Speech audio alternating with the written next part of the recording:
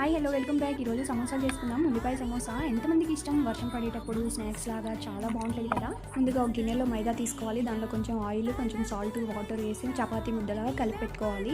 తర్వాత 2 ఆనియన్స్, 4 పచ్చిమిర్చి, కొంచెం కొత్తిమీర కట్ చేసి ఒక గిన్నెలో వేసేసుకొని దానిలోనే కొంచెం ఉప్పు, కొంచెం కారం వేసి కలిపి పెట్టుకోవాలి.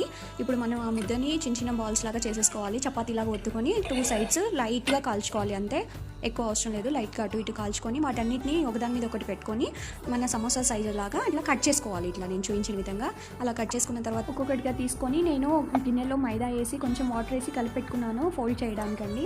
ఇలా హాఫ్లో రాసుకొని ఇలా సమోసా షేప్ వచ్చేలాగా ఫోల్డ్ చేసుకోవాలి. అన్నీ అలా చేసి పెట్టుకున్న తర్వాత దీన్ని స్టఫ్ చేసుకోవాలి. ఇందాక మనం కలిపి పెట్టిన మిశ్రమం అన్నీ అలా స్టఫ్ చేసిన తర్వాత డీప్ ఫ్రైకి ఆయిల్ పెట్టుకుందాం. మనం ఇప్పుడు ఆయిల్ హీట్ అయింది. అన్నీ ఒక్కొక్కటిగా వేసేద్దాం. దానిలో మంచిగా ఫ్రై అవ్వనివ్వాలి. ఇట్లా చూడండి, ఈ కలర్ వచ్చిన తర్వాత తీసేసుకుందాం. మనం సమోసా రెడీ. వీడియో నచ్చితే లైక్ అండ్ సబ్స్క్రైబ్.